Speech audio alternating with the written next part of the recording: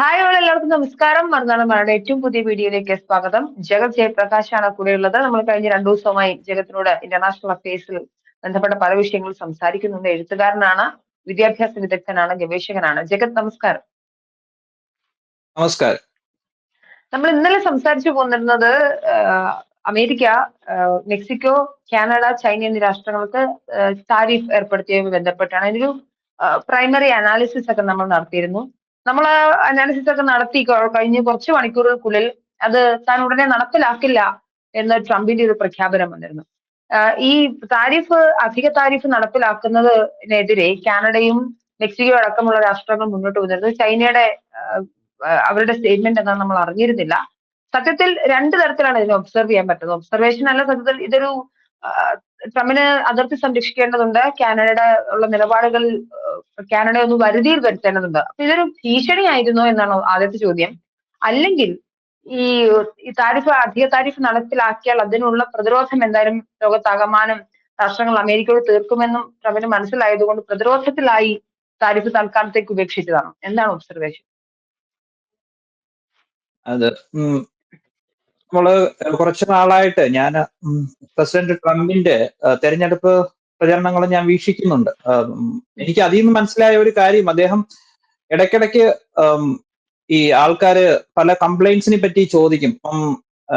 Trump പല വാഗ്ദാനങ്ങൾ കൊടുക്കും. അതിനകത്ത് പ്രധാനപ്പെട്ട ഒരു വാഗ്ദാനമാണ് ഇല്ലീഗൽ ഇമിഗ്രേഷൻ തടയും, പിന്നെ മയക്കുമരുന്ന് പ്രതിരോധം. അതായത് ഫെന്റനൈൽ എന്ന് പറഞ്ഞ ഒരു ഡ്രഗ് ഉണ്ട്. അത് ട്രംപ് ഉന്നയിക്കുന്ന അനുസരിച്ചാണെങ്കിൽ അത് ചൈനയിൽ നിന്നും കടത്തിക്കൊണ്ട് വന്നിട്ട് മെക്സിക്കോയും കാനഡയും വഴി US ബോർഡറിലേക്ക് 2 സൈഡിൽ നിന്നും കൊടുത്തുവിടുന്നു എന്നാണ് ട്രംപിന്റെ ഒരു നിഗമനം. അല്ലെങ്കിൽ ട്രംപിന് കിട്ടിയ ഇൻപുട്ട് അങ്ങനെയാണ്. അപ്പൊ അത് ബേസ് ചെയ്തിട്ട് പല പ്രസംഗങ്ങളിലും അദ്ദേഹം നടന്നുകൊണ്ട് ഞാൻ ഇതിനെ പ്രതിരോധിക്കും. ഇപ്പം പ്രതിരോധിക്കുമെന്ന് ചോദിക്കുമ്പോൾ പത്രക്കാരും മറ്റുള്ള ആൾക്കാരും ചോദിക്കും, നിങ്ങൾ എങ്ങനെയാണ് ഇതിനെ പ്രതിരോധിക്കുന്നത്? ഇപ്പം കാനഡ എന്ന് പറയുന്ന ഒരു രാജ്യമാണ്, അല്ലെങ്കിൽ മെക്സിക്കോ മറ്റൊരു രാജ്യമാണ്. അപ്പം അവിടെയുള്ള ആൾക്കാരെ നിങ്ങൾ എങ്ങനെയാണ് ഇതിനെ എങ്ങനെ നിർബന്ധിച്ച് അവർ ചെയ്യത്തില്ലല്ലോ. കാരണം ഈവൻ ഗവൺമെന്റ് അല്ല ഇത് കടത്തുന്നത്, മയക്കുമരുന്ന് കടത്തുന്നത്. ഗവൺമെന്റിന്റെ അറിവും ചിലപ്പം കാണത്തില്ല. ഇത് ചിലപ്പം വല്ല അധോലോകങ്ങളോ അല്ലെന്നുണ്ടെങ്കിൽ ഡ്രഗ് കാർട്ടിൽസോ അങ്ങനെയുള്ളവരായിരിക്കും ഇത് കടത്തുന്നത്. അപ്പം അദ്ദേഹം പറഞ്ഞ ഒരു മറുപടി എന്താന്ന് വെച്ചാൽ, I have A beautiful word that is known as tariff എന്നേ പറഞ്ഞിട്ടുണ്ട് അദ്ദേഹം. I will impose tariff on those people who are not willing to listen my words. Tariff വെച്ച് ഞാൻ എല്ലാത്തിനെയും പ്രതിരോധിക്കുമെന്നാണ് അദ്ദേഹം പറഞ്ഞിട്ടുള്ളത്. പുതിയതായിട്ട് കൊണ്ടുവന്ന ഒരു വേർഡ് അല്ല, അദ്ദേഹത്തിന്റെ ഡിക്ഷണറിയിൽ പണ്ടേ ഉള്ള വേർഡാണ്. അദ്ദേഹം പണ്ട് ഉപയോഗിച്ചിട്ടുണ്ട്. നമ്മൾ 2016 ട്രംപിന്റെ നയങ്ങൾ അതിനുവേണ്ടി വലിയ രീതിയിൽ വിശകലനം ചെയ്യാത്തത് കൊണ്ടും, പിന്നെ അന്ന് സോഷ്യൽ മീഡിയ അത്ര ഒരു വലിയ റീച്ച് ഇല്ലാത്ത ഒരു കാലഘട്ടം ആയിരുന്നത് കൊണ്ടുമായിരിക്കും അന്ന് നമ്മൾ അത്രത്തോളം ഒരു ചർച്ച ചെയ്യാഞ്ഞത്. ഇപ്പം അത് വെച്ച് നോക്കുമ്പോഴത്തേക്ക് എല്ലാ കാര്യങ്ങളും നമ്മൾ അപ്ഡേറ്റഡ് ആണ്. നമുക്ക് പെട്ടെന്ന് തന്നെ ഡേറ്റ പുൾ ഓഫ് ചെയ്യാൻ പറ്റും. അപ്പൊ അങ്ങനെ ഒരു സാഹചര്യത്തിൽ ട്രംപ് മുൻകൂട്ടി പറഞ്ഞിരുന്നു, I'm going to impose tariff on those people who are not willing to corrupt the drug deal. അപ്പം ഡ്രഗ് അങ്ങനത്തുള്ള സാധനങ്ങൾ കടത്തിക്കൊണ്ട് വരുന്നവർക്കെതിരെ വ്യക്തമായ മുന്നറിയിപ്പ് ഉണ്ടായിരുന്നു. കാനഡയ്ക്ക് അദ്ദേഹം കൊടുത്ത താക്കീത് വളരെ ക്ലിയർ ആയിരുന്നു. പക്ഷെ അന്ന് കാനഡയിൽ ട്രൂഡോയും ട്രംപുമായിട്ട് ഒരു നല്ല ബന്ധമല്ലാത്തതിന് പുറത്ത് ട്രൂഡോയ്ക്കും തീരെ പ്രതീക്ഷയുണ്ടായിരുന്നില്ല ട്രംപ് അധികാരത്തിൽ വരുമെന്നുള്ളത്. അങ്ങനത്തെ ഒരു ടോട്ടൽ മിസ്കാൽക്കുലേഷൻ സംഭവിച്ചു കാനഡയുടെ ഭാഗത്തു നിന്നും. അതങ്ങനെ ഒരു പ്രധാനമന്ത്രി എന്നുള്ള നിലയിൽ ആരെയും വില കുറച്ച് കാണരുത് എന്നാണ് എന്റെ ഒരു പൊതുവെയുള്ള അഭിപ്രായം. ജനാധിപത്യത്തിൽ എല്ലാവർക്കും, ഞാൻ നേരത്തെ തന്നെ പറഞ്ഞാൽ, ജനാധിപത്യത്തിൽ എല്ലാവർക്കും തുല്യ അവകാശമാണ് ഉള്ളത്. അപ്പൊ അവർ കൂടുതൽ ആൾക്കാർ ആരാണോ വോട്ട് ചെയ്യുന്നത് ട്രംപിന്, അപ്പൊ അതനുസരിച്ച് ട്രംപ് അധികാരത്തിലെത്തി. So Trump have his answers. അതിന്റെ ഭാഗമായിട്ടാണ് കാനഡയുടെയും മെക്സിക്കോയുടെയും പുറത്തെ താരിഫ് ചുമത്തിയത്. അപ്പൊ അദ്ദേഹം എന്താണോ ഉദ്ദേശിച്ചത് അത് നേടിയ ശേഷം താരിഫ് എന്നുള്ള പിൻവലിക്കുകയാണ് അദ്ദേഹം ചെയ്തത്. പിന്നെ വേൾഡിന്റെ പുറത്തുനിന്ന് എത്രത്തോളം പ്രഷർ ട്രംപിന് വന്നിട്ടുള്ള കാര്യമൊന്നും നമുക്ക് അറിയത്തില്ല. ഒരു മീഡിയ അങ്ങനെ റിപ്പോർട്ട് ചെയ്തിട്ടില്ല. ബട്ട് പുള്ളിയുടെ ഗോൾസ് പുള്ളി പ്രീഡിഫൈൻ ചെയ്തിരുന്നു. അതിനുശേഷം താരിഫ് പ്രഖ്യാപിച്ചപ്പം കാനഡ ഒരു റിട്ടാലിയേറ്ററി മെഷർ എന്നുള്ള രീതിയിൽ കാനഡ തിരിച്ചൊരു താരിഫ് പ്രഖ്യാപിച്ചു. അത് just I believe that was just A political ഗിമ്മിക്ക്. അപ്പൊ ട്രൂഡോയ്ക്ക് ആ ഒരു താരിഫ് പ്രഖ്യാപിച്ച ആ ഒരു പ്രഖ്യാപനത്തോടുകൂടി ട്രൂഡോയുടെ അപ്രൂവൽ കുറച്ച് കൂടിയിട്ടുണ്ടെന്ന് ഒരു ഇന്റേണൽ മെസ്സേജുകൾ നമുക്ക് കിട്ടുന്നുണ്ടായിരുന്നു. കാരണം പൊതുവെ ആൾക്കാർ ഡിസപ്പോയിന്റഡ് ആണ് കാനഡയിൽ ട്രൂഡോയുടെ ഭരണത്തിൽ. അപ്പം ഈ പെട്ടെന്ന് ട്രംപിന് റിട്ടാലിയേറ്ററി ആയിട്ട് ഒരു താരിഫ് പ്രഖ്യാപിച്ചപ്പോൾ Trudeau become little bit more popular എന്നൊരു ഇത് വന്നെങ്കിലും പക്ഷെ ഇന്നലെ ഇപ്പൊ ഒരു 2 ദിവസമായിട്ട് ഇവിടെ നടന്ന സംഭവങ്ങൾ, അതായത് ട്രംപ് താരിഫ് പ്രഖ്യാപിച്ചതിന് ശേഷം ടോട്ടൽ പാനിക്. സോ ഇവിടെ ലിക്കർ സ്റ്റോറിൽ അമേരിക്കൻ ലിക്കറുകളെല്ലാം അവർ പിൻവലിച്ചു. അവര് ഇന്നലെ എല്ലാം അവരുടെ സ്റ്റോറൊക്കെ കാലിയാക്കി, അവരുടെ സാധനങ്ങളൊക്കെ മാക്സിമം. ഇത് ഗവൺമെന്റ്, ഇവിടെ ലിക്കർ സ്റ്റോറുകളെല്ലാം ഗവൺമെന്റ് ആണ് ഓടിക്കുന്നത്. പിന്നെ കൺവീനിയൻസ് സ്റ്റോറിൽ കിട്ടും, പക്ഷെ മെയിൻ ലിക്കർ സ്റ്റോറുകളെല്ലാം ഇന്നലെ അവർ സ്റ്റോക്ക് എല്ലാം വിഡ്രോ ചെയ്തു. US എന്നുള്ള വൈൻസ്, വിസ്കി അങ്ങനത്തെ ഉള്ള പല സാധനങ്ങൾ, മോർ ദാൻ 1000 പ്രോഡക്ട്സ് അവർ ഇന്നലെ വിഡ്രോ ചെയ്തെന്ന് പറഞ്ഞിട്ട് ഇമെയിലൊക്കെ വന്നിട്ടുണ്ടായിരുന്നു. പക്ഷെ പെട്ടെന്ന് രാത്രിയിൽ അതിനുശേഷമാണ് ട്രൂഡോ പ്രഖ്യാപിച്ചത്, ട്രംപുമായിട്ട് സംസാരിച്ചു, we are going to withdraw the tariff. അപ്പം ട്രംപും പിന്നെ ട്രൂത്ത് സോഷ്യലിനകത്ത് ഫുള്ളി പോസ്റ്റ് ചെയ്തു. അപ്പം ട്രൂഡോയും ട്രംപും തമ്മിൽ ഒരു സംസാരം നടക്കുകയും അതിന് ഫോളോ അപ്പ് ആയിട്ടാണ് ഇത് പിൻവലിക്കുന്നത്. അതിനകത്ത് ട്രംപിന്റെ ട്രൂത്ത് സോഷ്യൽ മീഡിയയിൽ വന്ന പോസ്റ്റ് അനുസരിച്ച് ബോർഡർ സെക്യൂരിറ്റിയാണ് മെയിൻ ആയിട്ട് ട്രംപ് മുന്നോട്ട് വെച്ചത്. അതിനു വേണ്ടിയിട്ട് കാനഡ $1.3 ബില്യൺ ഇൻവെസ്റ്റ് ചെയ്യാന്ന് പറഞ്ഞിട്ടുണ്ട്. അതിനോടൊപ്പം തന്നെ ബോർഡർ സർവൈലൻസ് ചെയ്യാൻ വേണ്ടി പുതിയ ഹെലികോപ്റ്റേഴ്സ്, പിന്നെ 24/7 പേഴ്സണൽ ഡിപ്ലോയ്മെന്റ് പ്രധാനപ്പെട്ട ബോർഡർ പോസ്റ്റുകളിലെല്ലാം, പിന്നെ ഒരു 10,000 കനേഡിയൻ ട്രൂപ്സിനെ ആ ഭാഗത്തേക്ക് കുറച്ച് മോണിറ്ററിങ്ങിന് വേണ്ടി വിട്ടുകൊടുക്കാമെന്ന് അദ്ദേഹം പറഞ്ഞിട്ടുണ്ട്. അപ്പം ട്രൂഡോ അത് പ്രോമിസ് ചെയ്തിട്ടുണ്ട്. പിന്നെ അതുപോലെ തന്നെ മയക്കുമരുന്ന് കടത്ത് കോമ്പാറ്റ് ചെയ്യുമെന്ന് പറഞ്ഞിട്ടുണ്ട്. അതിനു വേണ്ടിയിട്ട് ഒരു പ്രത്യേക ഉദ്യോഗസ്ഥൻ, ഒരു ഫെന്റനൈൽ സാറിനെ അപ്പോയിന്റ് ചെയ്യാമെന്നും ട്രൂഡോ വാക്കുകൊടുത്തു. പിന്നെ കാർട്ടൽസിനെ എല്ലാം, ഈ മയക്കുമരുന്ന് കടത്തുന്ന കാർട്ടൽസിനെ എല്ലാം ട്രംപ് പ്രഖ്യാപിച്ച പോലെ കാനഡയിലും ടെററിസ്റ്റ് ഓർഗനൈസേഷൻ ആയിട്ട് പ്രഖ്യാപിക്കുമെന്ന് പറഞ്ഞിട്ടുണ്ട്. അതിനുശേഷം ഒരു US Canada joint strike force ഈ ഉണ്ടാക്കിയ ശേഷം ഒരു ജോയിന്റ് മിലിറ്ററി പർപ്പസിന് അതിനുശേഷം ഇതുപോലത്തുള്ള ടെററിസ്റ്റ് ഓർഗനൈസേഷനെയൊക്കെ കർബ് ചെയ്യുമെന്നും പറഞ്ഞിട്ടുണ്ട്. അതുപോലെ money laundering, crime, organised fentanyl trafficking ഇതിനെല്ലാം നേരിടും. പിന്നെ US കൂടുതൽ സഹകരിച്ച ശേഷം ബോർഡർ എൻഫോഴ്സ്മെന്റിന് കൂടുതൽ മാർഗങ്ങൾ എടുക്കാം. പിന്നെ അതുപോലെ തന്നെ ഇന്റലിജൻസ് ഷെയറിങ്, ഒരു ഓർഗനൈസ്ഡ് ക്രൈമിനെ എങ്ങനെ ബസ്റ്റ് ചെയ്യാം എന്നുള്ള രീതിയിൽ അവർ ശരിക്കും രണ്ടുപേരുടെ ചേർന്നിട്ട് വർക്ക് ചെയ്യാന്നാണ് പറഞ്ഞിട്ടുള്ളത്. പിന്നെ ലീഗലായിട്ടും കൂടുതൽ നിയമനിർമ്മാണങ്ങൾ നടത്താമെന്ന് കാനഡ സമ്മതം കൊടുത്തിട്ടുണ്ട്. അത് മാത്രമല്ല, ഇതിനു വേണ്ടിയിട്ടുള്ള ഫണ്ടിങ്ങിന് വേണ്ടി ഞാൻ നേരത്തെ സൂചിപ്പിച്ച പോലെ $1.3 ബില്യൺ കാനഡ കൊടുക്കാമെന്നും പറഞ്ഞു. ഇതിന്റെ ഭാഗമായിട്ടാണ് ട്രംപ് ഈ ടാരിഫിൽ നിന്ന് പിൻവാങ്ങി. ട്രംപ് എന്താണോ ഉദ്ദേശിച്ചത്, ട്രംപ് എന്താണോ തെരഞ്ഞെടുപ്പിന് മുന്നേ പറഞ്ഞത്, അത് അദ്ദേഹം നേടിയെടുക്കുകയാണ് ഈ ടാരിഫിലൂടെ ഉദ്ദേശിച്ചത്. എനിക്ക് തോന്നുന്നത് ദിസ് വാസ് എ കൊഹീസീവ് മെത്തേഡ് ആണ്. ഇത് പൊളിറ്റിക്കിനകത്ത് നമ്മളുടെ ഒരു ബുള്ളറ്റ് പോലും ഫയർ ചെയ്യാതെ ഒരു യുദ്ധം ജയിക്കുക എന്നൊക്കെ പറയുന്ന പോലെ അദ്ദേഹം എന്താണോ ഉദ്ദേശിച്ചത്, ഡിപ്ലോമാറ്റിക് ആയിട്ടുള്ള മാർഗത്തിൽ അത് ആദ്യമേ പറഞ്ഞു, നിങ്ങൾ ഇത് ചെയ്യൂ, എങ്കിൽ ഞാൻ ടാരിഫ് കൊടുക്കത്തില്ല. പക്ഷേ ട്രൂഡോ അത് സീരിയസ് ആയിട്ട് എടുത്തില്ല. അതിനുശേഷം ടാരിഫ് അപ്ലൈ ചെയ്തപ്പോൾ കാനഡ അത് മനസ്സിലാക്കി അത് തിരുത്തിയെന്ന് വേണേ പറയാം. ഇതേപോലെ തന്നെയാണ് മെക്സിക്കോയുടെ കാര്യം. മെക്സിക്കോ പ്രധാനമന്ത്രിയുമായിട്ടും ട്രംപ് സംസാരിച്ചു. ട്രംപ് സംസാരിച്ച ശേഷം അദ്ദേഹം ഇതുപോലെ ട്രൂത്തിനകത്ത് ഒരു സോഷ്യൽ മീഡിയ പോസ്റ്റ് ഇട്ടു. അതിനകത്ത് പറഞ്ഞേക്കുന്നത് മെക്സിക്കോ 10,000 സോൾജേഴ്സിനെ ബോർഡറിൽ വിന്യസിക്കും.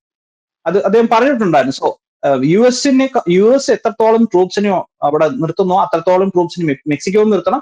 ബിക്കോസ് മെക്സിക്കോ എന്നാണ് ഇങ്ങോട്ട് ആൾക്കാർ കടന്നു കയറുന്നത്. കാരണം മെക്സിക്കോയുടെ ബോർഡറിൽ നോക്കുന്നില്ല. കാരണം US നിന്ന് ആരും മെക്സിക്കോയിലോട്ട് പോകത്തില്ല, എല്ലാവരും മെക്സിക്കോയിൽ നിന്ന് US വരുവാണ്. അപ്പം US പറഞ്ഞു, you also should be equally responsible for this. അപ്പം അവര് പറഞ്ഞു, ഐ വിൽ സപ്ലൈ ട്രൂപ്സ്. പിന്നെ ഇതുപോലെ തന്നെ ഈ ആന്റി ഡ്രഗ് ഒരു ടാസ്ക് ഫോഴ്സ്, എല്ലാവരെയും കോമ്പ് ചെയ്യുക, അങ്ങനത്തെ ഉള്ള സംഭവങ്ങൾ.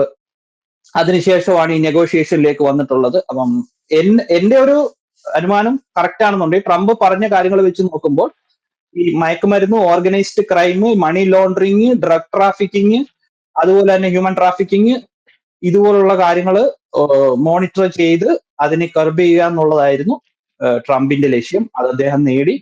സോ ഞാൻ ഇന്നലെ സൂചിപ്പിച്ചു, it was too early to judge. അപ്പം അതിനുശേഷം ട്രംപ് ഉദ്ദേശിച്ച എന്താണോ അത് നടന്നു. പിന്നെ I don't believe that Trump ഈ ലോകത്തെ പ്രധാനപ്പെട്ട രാജ്യങ്ങൾ ഇങ്ങനെ പ്രത്യേകിച്ച് ഒരു ബഹളം ഉണ്ടാക്കിയോ അല്ലെന്നുണ്ടെങ്കിൽ വേൾഡ് ട്രേഡ് ഓർഗനൈസേഷൻ ഇങ്ങനെ എന്തെങ്കിലും പ്രഷർ ഇട്ടെന്നോ എനിക്ക് തോന്നുന്നില്ല. ബട്ട് ഇതെന്ന് വെച്ചാൽ ഞാൻ പറഞ്ഞില്ല, ഇതൊരു പ്ലാൻഡ് ആയിട്ടുള്ള മൂവ്മെന്റ് ആയിരുന്നു. അതുകൊണ്ട് ട്രംപിന് അറിയാം എവിടെ സ്റ്റോപ്പ് ചെയ്യണം എന്നുള്ള കാര്യം ട്രംപിന് അറിയാം. അതുകൊണ്ട് അത് വെച്ച് But at the നോക്കുമ്പോൾ same time, ജഗത്ത് അവിടെ ഒരു പ്രശ്നമില്ലേ? ഒരു മാസത്തേക്ക് താൽക്കാലികമായാണ് ഈ താരിഫുമായി ബന്ധപ്പെട്ടുള്ള നടപടികൾ അമേരിക്ക എടുക്കാതിരിക്കുന്നത്. പക്ഷേ ട്രംപ് അത് സ്റ്റേ ചെയ്തിട്ട് മാത്രമേ ഉള്ളൂ, അത് അബോളിഷ് ചെയ്തിട്ടില്ലല്ലോ. സി അത് ഉദ്ദേശിച്ചത് ട്രംപ് നേരത്തെ പറഞ്ഞിട്ടുണ്ടെന്ന് ഞാൻ സൂചിപ്പിച്ചായിരുന്നു. അപ്പം ഒരു മാസം സമയം നോക്കിയ ശേഷം ഇതിനൊക്കെ എത്രത്തോളം ഈ വാഗ്ദാനങ്ങൾക്ക് എത്രത്തോളം പ്രൊഡക്ടിവിറ്റി ഉണ്ടെന്ന് ട്രംപ് നോക്കും. സോ ട്രംപ് നേരത്തെ തന്നെ സൂചിപ്പിച്ചിട്ടുണ്ടായിരുന്നു അടുത്ത 4 വർഷം എന്നുള്ളത് 4 വർഷമല്ല 4 ദിവസമായിട്ടാണ് ഞാൻ കണക്കാക്കുന്നത്. കാരണം ടൈം ഈസ് വെരി ഫാസ്റ്റ്. അതുകൊണ്ട് അദ്ദേഹം പ്രസിഡന്റ് ആയിട്ട് കയറി ആ സെക്കൻഡ് മുതൽ എക്സിക്യൂട്ടീവ് ഓർഡേഴ്സ് അങ്ങനത്തെ ഉള്ള കാര്യങ്ങളെല്ലാം സൈൻ ചെയ്യാൻ തുടങ്ങി. അതുപോലെ തന്നെ നമ്മൾ ചർച്ച ചെയ്യേണ്ട മറ്റൊരു വിഷയമാണ് US എയ്ഡ് എന്ന് പറഞ്ഞൊരു ഏജൻസി ഉണ്ടായിരുന്നു. അത് ട്രംപിന്റെ ചില ആൾക്കാർ സൂചിപ്പിച്ചിട്ടുണ്ടായിരുന്നു, പല റിപ്പബ്ലിക്കൻ സൂചിപ്പിച്ചിട്ടുണ്ടായിരുന്നു. US എയ്ഡ് എന്നുള്ള ഒരു ഏജൻസി CAയുടെ ഒരു ബി ടീമായിട്ട് വർക്ക് ചെയ്യാണ്. ലോകത്തുള്ള പല രാജ്യങ്ങളിലും അസ്ഥിരത ഉണ്ടാക്കാനും വേണ്ടിയിട്ടാണ് അവർ ആ ഫണ്ട് ഉപയോഗിക്കുന്നത്. ആ ഏജൻസിയെ ഇന്നലെ ഷട്ട് ഡൗൺ ചെയ്തു. ട്രംപ് അതിന് നേതൃത്വം കൊടുത്തു. അത് department of government efficiency, Elon മസ്കിന്റെ ആ സ്ഥാപനവും ഇവരുമായിട്ടൊരു റിഫ്റ്റ് ഉണ്ടായി. അതിന്റെ തുടർച്ചയായിട്ട് ആ ഓഫീസ് റെയ്ഡ് ചെയ്തു. അവിടുന്ന് എനിക്ക് തോന്നുന്നു ഡോക്യുമെന്റ്സ് ഒക്കെ എടുത്തോണ്ട് പോയെന്ന് തോന്നുന്നു ഡോജി ഡിപ്പാർട്ട്മെന്റ്. അതിനുശേഷം ഓഫീസ് ക്ലോസ് ചെയ്തു, അവരുടെ വെബ്സൈറ്റ് വിഡ്രോ ചെയ്തു, അവരെ ട്വിറ്ററിൽ നിന്ന് പുറത്താക്കി, 50ഓളം സ്റ്റാഫുകളെ ലീവിൽ പറഞ്ഞയച്ചു. ഭയങ്കര ഡ്രാസ്റ്റിക് ആയിട്ടുള്ള സ്റ്റെപ്സ് ആണ് ഇവിടെ എടുക്കുന്നത്. So he's also working internally. So at the same time external ആയിട്ടുള്ള കാര്യങ്ങളും അദ്ദേഹം ഇത് കോമ്പിങ് അല്ലെ സ്വീപ്പിംഗ് എന്നൊക്കെ നമ്മൾ പറയും, അതിനെ ഒന്ന് വൃത്തിയാക്കി എടുക്കുകയാണ്. അതിന്റെ ഭാഗമായിട്ട് ചെയ്തതാണ്. അപ്പൊ ഒരു മാസം പുള്ളി സമയം കൊടുത്തിട്ടുണ്ട്. അപ്പം I don't believe that both of these countries will take Trump loosely. അപ്പം അതിന് പറഞ്ഞ പോലെ വലിയ വില കൊടുക്കേണ്ടി വരുമെന്നാണ് അവർക്കറിയാം. So they will proactive steps. 10,000 ട്രൂപ്സിന് ഡിപ്ലോയ് ചെയ്യുന്ന മെക്സിക്കോയ്ക്ക് വലിയ പ്രശ്നമുള്ള കാര്യമില്ല. Very big country. Famous Canada also. കാനഡയും ട്രൂപ്സിന് ഡിപ്ലോയ് ചെയ്യേണ്ടി വരും. പക്ഷെ 10,000 ട്രൂപ്സ് കാനഡയുടെ കാണുമെന്ന് എനിക്കറിയത്തില്ല. കാനഡയ്ക്ക് വളരെ ചെറിയൊരു ആർമി മാത്രമാണ്, ഒരു 40,000 പേരുള്ള ഒരു ചെറിയ ആർമിയാണ്. എന്നാലും they will do their best because അവർ പണം കൊടുത്ത് സഹായിക്കാന്ന് പറഞ്ഞിട്ടുണ്ട്. $1.3 billion is yes yes. $1.3 billion ചെറിയ എമൗണ്ട് അല്ല. ഇവിടെ ഒരു പ്രധാനപ്പെട്ട കാര്യമുണ്ട്, നമ്മൾ ആരും സംസാരിക്കാതെ പോകുന്നതാണ് ചൈനയുമായി ബന്ധപ്പെട്ടൊരു കാര്യം. ചൈനയ്ക്ക് 10% ആണ് ഇപ്പോ അതിർത്തിപരമായിട്ടുള്ള പ്രശ്നങ്ങളൊക്കെ കാനഡയോടോ മെക്സിക്കോടോ അമേരിക്കയ്ക്കുണ്ട് എന്ന് പറഞ്ഞാൽ തന്നെയും അതുമായി ബന്ധപ്പെട്ട് ഇപ്പോ ജഗത്ത് സൂചിപ്പിച്ച ട്രാഫിക്കിംഗ് അല്ലെങ്കിൽ ഈ പറഞ്ഞ പോലെ മയക്കുമരുന്ന് ഉപയോഗം അല്ലെങ്കിൽ ബോർഡർ സെക്യൂരിറ്റി, ഇങ്ങനെയുള്ള സാധനങ്ങളൊക്കെ മെക്സിക്കോ കാനഡ വിഷയങ്ങളിലൊക്കെ ആപ്ലിക്കബിൾ ആണ്. ജഗത്ത് അവിടെ ഈ കാനഡയുടെയും മെക്സിക്കോയുടെ കാര്യം പറയുമ്പോൾ തന്നെ നമ്മൾ എടുത്തു പറയേണ്ട ഒന്നാണ് ആ ചൈനയുമായി ബന്ധപ്പെട്ട കാര്യം. ഇപ്പോ ചൈനയ്ക്ക് 10% ആണ് താരിഫ് ഏർപ്പെടുത്തിയത്. ഇപ്പോ നമ്മൾ ജഗത്ത് സൂചിപ്പിച്ചതുപോലെ ഈ പറയുന്ന മയക്കുമരുന്നോ അല്ലെങ്കിൽ ബോർഡർ സെക്യൂരിറ്റി ഒക്കെയാണ് പ്രധാനപ്പെട്ട പ്രശ്നമെങ്കിൽ അത് മെക്സിക്കോയുടെയും കാനഡയുടെയും കാര്യത്തിൽ മാത്രം ആപ്ലിക്കബിൾ ആയിട്ടുള്ള ഒന്നാണ്. അപ്പൊ പിന്നെ ചൈനയോട് എന്താണ് വിരോധം? ഈ താരിഫ് ഇപ്പോ തൽക്കാലം സ്റ്റേ ചെയ്തിരിക്കുന്നത് ചൈനയ്ക്ക് ബാധകമാണോ? എന്താണ് അവിടുത്തെ ഒരു സിറ്റുവേഷൻ? സോ ചൈനയുടെ ആയിട്ടുള്ള യുഎസിന്റെ പ്രശ്നം ഒരു മൾട്ടി ഡയമെൻഷണൽ പ്രോബ്ലം ആണ്. അത് നമുക്ക് ഒരു ഫേസിൽ നിന്ന് മാത്രം നോക്കിയാൽ അത് കാണാൻ പറ്റത്തില്ല. അത് കാരണം ചൈന ഇപ്പോ വേൾഡ് ഡോമിനൻസിന് വേണ്ടിയിട്ട് ശ്രമിച്ചുകൊണ്ടിരിക്കുകയാണ്. According to the Chinese communist party's vision, they want to become the world leader in 2049. The revival of the great Chinese nation എന്നുള്ളത് അവരുടെ പ്രഖ്യാപിത നയം തന്നെയാണ്. സോ അതെന്നൊക്കെ വെച്ച് these all documents are in public domain. അത് അവർക്കറിയാം, അവർക്ക് US-നെ റീപ്ലേസ് ചെയ്തിട്ട് ഒരു പുതിയ വേൾഡ് ഓർഡർ ഉണ്ടാക്കുക എന്നാണ് ചൈനയുടെ ലക്ഷ്യം. അത് അവര് പബ്ലിക്കായിട്ട് ഡിസ്ക്ലോസ് ചെയ്യുന്ന സമയത്ത് അപ്പൊ അതിനുള്ള ഒരു പ്രതിരോധം എന്നുള്ള രീതിയിലാണ് US ചൈനയെ ഇപ്പോ ഒരു ചെറിയ ഒരു കൈ അകലത്ത് നിർത്തുന്നെന്ന് നമുക്ക് വേണമെങ്കിൽ പറയാം. അപ്പൊ ചൈനയ്ക്ക് എതിരെ ഓൾറെഡി താരിഫുകൾ നിലവിലുണ്ട്. അത് നമ്മൾ മനസ്സിലാക്കേണ്ട ഒരു വസ്തുതയാണ്. അതായത് ഒരു ആവറേജ് ചൈനീസ് ഗുഡ്സിന് ഇപ്പൊ US-ൽ നമ്മൾ ആവറേജ് നോക്കുകയാണെങ്കിൽ അറൌണ്ട് 19 to 20% താരിഫ് ഓൾറെഡി ഇപ്പൊ തന്നെ ഉണ്ട് പല ചൈനീസ് ഗുഡ്സിന്. സോ ചൈനയുടെ പുറത്ത് താരിഫ് എന്ന് പറയുന്നത് പുതിയ കാര്യമല്ല. ബട്ട് ട്രംപ് ചൈനയെ വരുതിക്ക് വരുത്തുക, അല്ലെ China need to be alert. അപ്പം അതിനു വേണ്ടിയിട്ടാണ് ട്രംപ് ഇപ്പൊ ഒരു പുതിയൊരു താരിഫ് 10% കൊണ്ടുവന്നിരിക്കുന്നത്. ബിക്കോസ് അത് ബ്ലാങ്കറ്റ് ആയിട്ട് താരിഫാണെന്ന് എനിക്ക് തോന്നുന്നില്ല. ബട്ട് സ്റ്റിൽ ചൈനയുടെ ഈ ഇലക്ട്രിക് വെഹിക്കിൾസ്, ബാറ്ററി, അങ്ങനത്തുള്ള സെമി കണ്ടക്ടേഴ്സ്, അങ്ങനെ ക്രിട്ടിക്കൽ ആയിട്ടുള്ള പല സാധനങ്ങൾക്കുമാണ് ഇപ്പം ട്രംപ് പുതുതായിട്ട് വന്നിട്ടുണ്ട്. ഓൾറെഡി എനിക്ക് തോന്നുന്നു ഇലക്ട്രിക് ബാറ്ററീസിനൊക്കെ 100% തന്നെ താരിഫ് ഇതിനു മുന്നേ തന്നെ ഉണ്ട്. ഈ ബൈഡന്റെ കാലത്തും ബൈഡൻ താരിഫ് ഉയർത്തിയിട്ടുണ്ടായിരുന്നു. ബട്ട് ഈ താരിഫുകളെ മറികടക്കാൻ വേണ്ടി ചൈന ചെയ്ത ഒരു പദ്ധതി എന്ന് വെച്ച് കഴിഞ്ഞാൽ നിയർ ഷോറിംഗ് എന്ന് പറഞ്ഞിട്ട് ഒരു ടെക്നിക്ക് ഉണ്ട്. അതായത് ചൈനീസ് കമ്പനികൾ മെക്സിക്കോയിൽ ഫാക്ടറി തുടങ്ങിയ ശേഷം ചൈനയിൽ നിന്ന് സാധനങ്ങൾ അങ്ങോട്ട് ഇമ്പോർട്ട് ചെയ്തിട്ട് അവിടെ വെച്ച് പ്രോഡക്ട്സ് ഉണ്ടാക്കിയിട്ട് അത് യു എസിലോട്ട് Chinese Mexican made in Mexico എന്ന് പറഞ്ഞ ലേബൽ ഒട്ടിച്ച് അത് വരും. അപ്പൊ അങ്ങനെ വലിയ കമ്പനികൾ, അതായത് ലിങ്കോ മെഷീനറി എന്ന് പറഞ്ഞ ഒരു വലിയ ഫാക്ടറി, ഒരു $5 ബില്യൺ ഒരു വലിയ ഫാക്ടറി ചൈന മെക്സിക്കോയിൽ ഉണ്ടാക്കി. അതിനുശേഷം ഹൈസെൻസ് പറഞ്ഞിട്ട് ഒരു കൺസ്യൂമർ പ്രൊഡക്ട്സ് കമ്പനി, അവർ ഒരു 260 മില്യൺ ഇൻവെസ്റ്റ് ചെയ്തു അവിടെ ഫാക്ടറി. പിന്നെ BYD എന്ന് പറഞ്ഞ ഒരു കമ്പനി, ഒരു ഇലക്ട്രിക് കാർ ഉണ്ടാക്കുന്ന കമ്പനിയാണ്, അവരും അവിടെ ഇപ്പം ഫാക്ടറി സെറ്റപ്പ് ചെയ്യുന്നുണ്ട്. അപ്പം ഒരു 301 എന്ന് പറഞ്ഞിട്ട് ഒരു താരിഫ് സെക്ഷൻ ഉണ്ട് US-ന്റെ. ആ സെക്ഷൻ വെച്ച് നോക്കുമ്പോഴത്തേക്ക് ഒരു 25-30% ആണ് താരിഫ് ഉള്ളത് പല പ്രോഡക്ട്സിനും. പക്ഷെ അപ്പൊ അങ്ങനെ വരുന്ന ഒരു സാഹചര്യത്തിൽ ഇതിനെ ബൈപ്പാസ് ചെയ്യാൻ വേണ്ടിയിട്ടാണ് ഈ മെക്സിക്കോ വഴി ഇങ്ങനെ ഒരു നിയർ ഷോറിംഗ് ചെയ്തിട്ട് ഈ പ്രോഡക്ട്സുകൾ ഇങ്ങനെ കൊണ്ടുവരുന്നത്. അപ്പം അതിനൊരു സ്റ്റാറ്റിസ്റ്റിക്സ് നമ്മൾ നോക്കുവാണെങ്കിൽ 2018 മുതൽ 2024 വരെയുള്ള സ്റ്റാറ്റിസ്റ്റിക്സ് പരിശോധിക്കുകയാണെങ്കിൽ 300% ഇൻക്രീസ് ആണ് മെക്സിക്കോയിൽ നിന്ന് US-ലോട്ട് സാധനങ്ങളുടെ ഇമ്പോർട്ട് കൂടിയത്. Especially electronics, EV, machinery, capital goods ഒക്കെ ഉള്ള സാധനങ്ങളാണ് അവർ കൊണ്ടുവന്നത്. അപ്പം നമ്മളൊരു ഫിഗർ പരിശോധിക്കാൻ 2018 സമയത്ത് ഒരു $350 ബില്യൺ പ്രീ താരിഫ് ബിസിനസ് ആണ് നടന്നുകൊണ്ടുണ്ടെങ്കിൽ അത് 2024 ആയപ്പോഴത്തേക്ക് അത് ഒരു മാസം $44-45 ബില്യൺ, അതായത് ഏകദേശം ഒരു $650 ബില്യൺ ഇത് എത്തിയിട്ടുണ്ട് മെക്സിക്കോയിൽ നിന്ന് US-ലോട്ടുള്ള ഈ ചൈനീസ് ഗുഡ്സുകൾ വരുന്നുണ്ട്. അപ്പൊ അത് മനസ്സിലാക്കിയിട്ടാണ് ട്രംപ് ചൈനയ്ക്ക് കുറച്ചുകൂടെ ഡയറക്റ്റ് ആയിട്ട് വാർണിംഗ് കൊടുക്കുന്നത്. So you need to refrain. പക്ഷെ ചൈനയും അതിന് പ്രതികരിക്കാൻ വേണ്ടി ശ്രമിക്കുന്നുണ്ട്. ചൈന WTOയിൽ കംപ്ലൈന്റ് കൊടുത്തിട്ടുണ്ട്. പിന്നെ റിട്ടാലിയേറ്ററി ടാരിഫായിട്ട് ഒരു 15% താരിഫ് US-ൽ നിന്ന് എക്സ്പോർട്ട് ചെയ്യുന്ന കോളിനും LNGക്കും ക്രൂഡ് ഓയിലിനും ഒക്കെ ചൈനയും ചാർജ് ചെയ്തിട്ടുണ്ട്.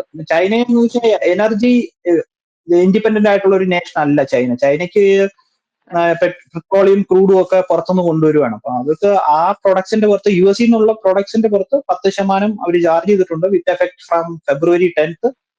പിന്നെ ഒരു ആന്റി ട്രസ്റ്റ് പ്രോബ് ചെയ്തിട്ടുണ്ട്. അതായത് ഗൂഗിളിനെതിരെ ഒരു ആന്റി ട്രസ്റ്റ് പ്രോബ്, അതായത് US-ൽ ബേസ് ചെയ്തിട്ടുള്ള ഒരു ലോ ആണ് ആന്റി ട്രസ്റ്റ്, ബിസിനസ് മാൽ പ്രാക്ടീസിനെതിരെയൊക്കെ ഉള്ളത്. അപ്പൊ ഒരു ആന്റി ട്രസ്റ്റ് ലോ വന്നിട്ടുണ്ട്. പിന്നെ ചില എക്സ്പോർട്ട് കൺട്രോൾ ചെയ്തിട്ടുണ്ട് ചില റെയർ എലമെന്റ്സിന്റെ ഒക്കെ, ടങ്സ്റ്റൺ, ഇൻഡിയം എന്ന തുടങ്ങിയ എലമെന്റ്സിന്റെ ഒക്കെ എക്സ്പോർട്ട് കൺട്രോൾ വന്നിട്ടുണ്ട്. പിന്നെ പല കാര്യങ്ങളും പല US കമ്പനികളെ അവര് ബ്ലാക്ക് ലിസ്റ്റ് ചെയ്യുന്നതായിട്ടും ഒരു ഇത് വന്നിട്ടുണ്ട്. ഉദാഹരണത്തിന് ടോമി ഹിൽഫിഗർ, കാൽവിൻ ക്ലൈൻ തുടങ്ങിയ ബ്രാൻഡുകളെയൊക്കെ ബ്ലാക്ക് ലിസ്റ്റ് ചെയ്യാൻ വേണ്ടിയിട്ട് അവർ ചില നടത്തുന്നുണ്ട്.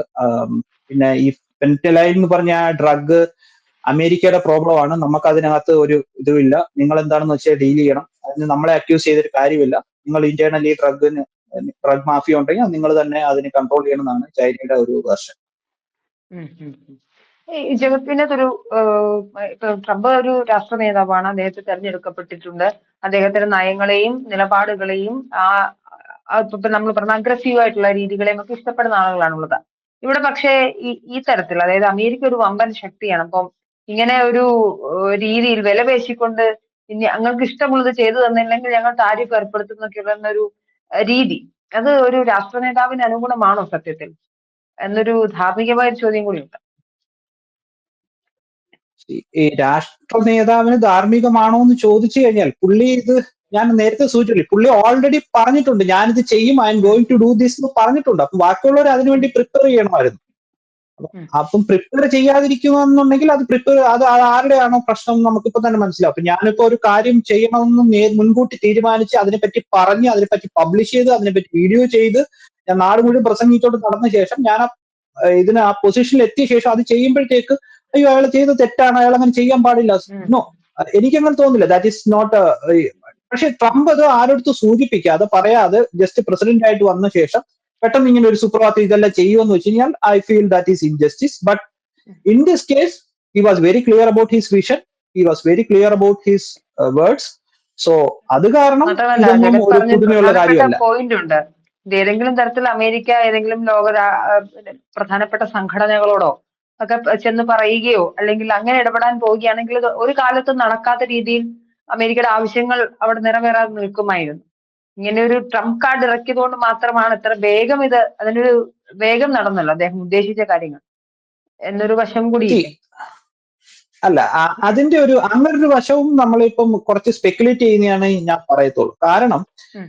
ട്രംപിനെ സംബന്ധിച്ചിടത്തോളം യുഎൻഒ WTO എന്നുള്ള സാധനങ്ങളൊക്കെ അമേരിക്കയുടെ കയ്യിൽ നിന്ന് പൈസ വാങ്ങിച്ച് പുട്ടടിച്ച ശേഷം ബാക്കിയുള്ള രാജ്യങ്ങൾക്ക് അവരുടെ താല്പര്യം സംരക്ഷിക്കുന്നുള്ള ഒരു ഇത് ട്രംപിന് ഉണ്ടായിരുന്നു. അതായത് യുഎന്റെ ഫണ്ട് കട്ട് ചെയ്യുക, WHOയുടെ ഫണ്ട് കട്ട് ചെയ്യുക. ഇതും ഞാൻ ഈ പറഞ്ഞ പോലെ ട്രംപ് നേരത്തെ തന്നെ സൂചിപ്പിച്ചിട്ടുള്ളതായിരുന്നു. ഇതെല്ലാം വേസ്റ്റ് ആണ്.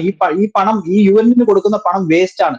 കാരണം യുഎസിന്റെ ഒരു തരത്തിലുള്ള ഒരു താല്പര്യങ്ങളും യുഎൻഒ WTO ഒന്നും സംരക്ഷിക്കുന്നില്ല, അല്ലെ WHO ഒന്നും സംരക്ഷിക്കുന്നില്ല എന്നുള്ള ഉദാഹരണത്തിന് ഈ വാക്സിൻ മാൻഡേറ്റ് അല്ലെങ്കിൽ ഈ മാസ്ക്, കോവിഡിന്റെ കാലത്തുള്ള മിസ്ഇൻഫർമേഷൻ ആൻഡ് ഡിസ്ഇൻഫർമേഷൻ ഒക്കെ അതിന് WHO ചൈനയും ചേർന്നിട്ട് യുഎസിനെതിരെ ഒത്തിരിയും കോൺസ്പിറസി ചെയ്തു എന്നൊക്കെ ട്രംപ് ഇടയ്ക്ക് പ്രഖ്യാപിച്ചിട്ടുണ്ടായിരുന്നു. അപ്പൊ അങ്ങനത്തെ ഉള്ള ഒരു ആംഗിൾ വെച്ച് നോക്കുമ്പോൾ Trump is not going to ഒരു തരത്തിലുള്ള ഒരു എക്സ്റ്റേണൽ പ്രഷറിനും, അതായത് ഈ വേൾഡ് ഏജൻസികൾ, യുഎൻഒ, WTO എന്നുള്ള ഒരു സാധനത്തിനും പുള്ളി വഴങ്ങുമെന്ന് എനിക്ക് തോന്നുന്നില്ല. കാരണം ഈ പറഞ്ഞിട്ടുണ്ട് അത് അദ്ദേഹം എന്താണ് വ്യക്തമായിട്ട് ഞാൻ ഉദ്ദേശിക്കുന്നത്. എനിക്ക് ഇവരെ ഒന്നും ആവശ്യമില്ല, എനിക്ക് എന്റെ കാര്യങ്ങൾ ചെയ്യാൻ എനിക്കറിയാം, അമേരിക്ക ഈസ് വെരി പവർഫുൾ എന്ന് അദ്ദേഹത്തിന് നല്ല ബോധ്യമുണ്ട്. അപ്പൊ ആ പവർ ഉപയോഗിക്കുക. അതായത് പുള്ളിയുടെ പ്രധാനപ്പെട്ട ഒരു ബൈഡനെ പറ്റിയുള്ള ഒരു പരാതി എന്താന്ന് വെച്ചാൽ ബൈഡൻ വളരെ സോഫ്റ്റ് സ്പോക്കൺ ആണ്, അതുകൊണ്ട് ബൈഡനെ ആരും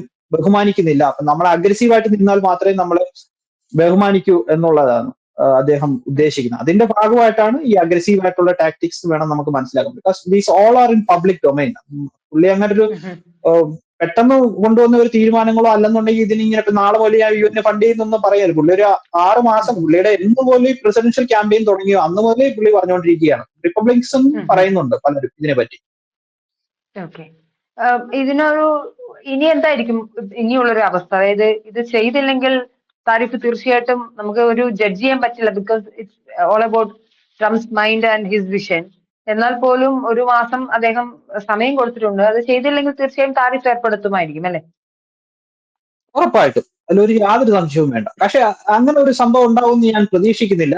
ഇപ്പം തന്നെ ഞാൻ പറഞ്ഞില്ലേ, ഇപ്പം ഇവരിപ്പം ഒരു ജെന്റിൽമാൻ ഇതിലാണ് പോകുന്നത്. അപ്പം അതുകൊണ്ട് ട്രൂഡോ ആയാലും മെക്സിക്കോയിലെ പ്രൈം മിനിസ്റ്റർ ആയാലും ഇവര് ട്രംപിനെ ബഹുമാനിക്കും, ട്രംപിന്റെ വാക്കുകൾ അനുസരിക്കും, അല്ലെങ്കിൽ അവർക്ക് ഭവിഷ്യത്ത് വലുതായിരിക്കും എന്ന് അവർക്ക് മനസ്സിലായി.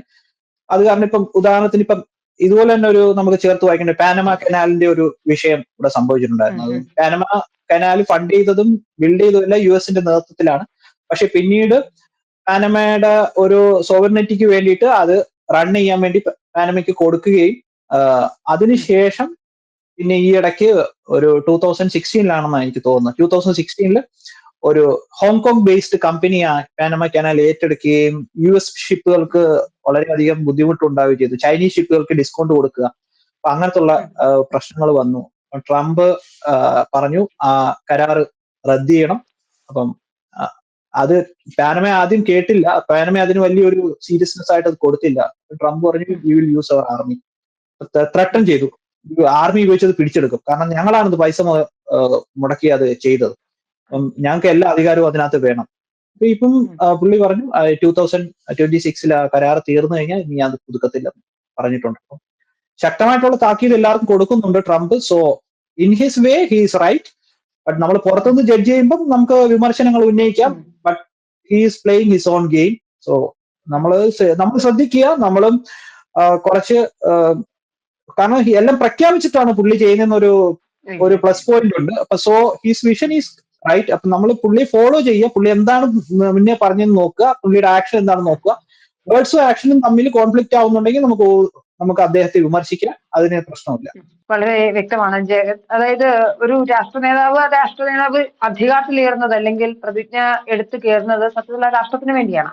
ജനങ്ങൾ തെരഞ്ഞെടുക്കുന്നതും അദ്ദേഹത്തെ ഇഷ്ടമുള്ളതുകൊണ്ടും അദ്ദേഹത്തിന്റെ നയങ്ങളും രീതികളും ഇഷ്ടമുള്ളതുകൊണ്ടാണ്. അതുകൊണ്ട് നമുക്ക് ഒരു ജനാധിപത്യ ഒരു സ്പെക്റ്റിൽ നിന്നുകൊണ്ട് ഒരിക്കലും ട്രംപിനെ എതിരെ സംസാരിക്കുന്നതിന് ഒരു പരിധിയുണ്ട്. നമുക്ക് വിമർശിക്കാം, പക്ഷെ അദ്ദേഹത്തിന്റെ വേയും രീതികളും തെറ്റാണ് എന്ന് പൂർണ്ണമായി നമുക്ക് അടിച്ചാക്ഷേപിക്കാൻ സാധിക്കില്ല. എന്തായാലും താൽക്കാലിക ആശ്വാസം എന്തായാലും കാനഡയ്ക്കും മെക്സിക്കോയ്ക്കും ഒക്കെ ലഭിച്ചിരിക്കുന്നു. ട്രംപ് മുൻപേ പറഞ്ഞിട്ടുള്ളതാണ് ഇത് ഇങ്ങനെയൊക്കെയാണ് സംഭവിക്കാന്ന്. അത് ഒരു വിലപേശൽ എന്നതിനേക്കാൾ ഉപരിയായി ഒരു രാഷ്ട്രീയ നേതാവ് അധികാരത്തിലെത്തി താൻ പറഞ്ഞ വാക്കുകൾ പാലിച്ചെടുക്കുന്നതിലെ കൃത്യതയാണെന്ന് വേണം നമുക്ക് ഒബ്സർവ് ചെയ്യാൻ. ഇതിൽ ഒരുപാട് നന്ദി ജഗത്, മറുനാട് ചേർന്ന് സംസാരിച്ചതിൽ. എന്തായാലും ഇനിയും അമേരിക്കൻ വിഷയങ്ങളിലെ വിശകലനവുമായി നമുക്ക് വീണ്ടും കാണാം. നന്ദി. Thank you.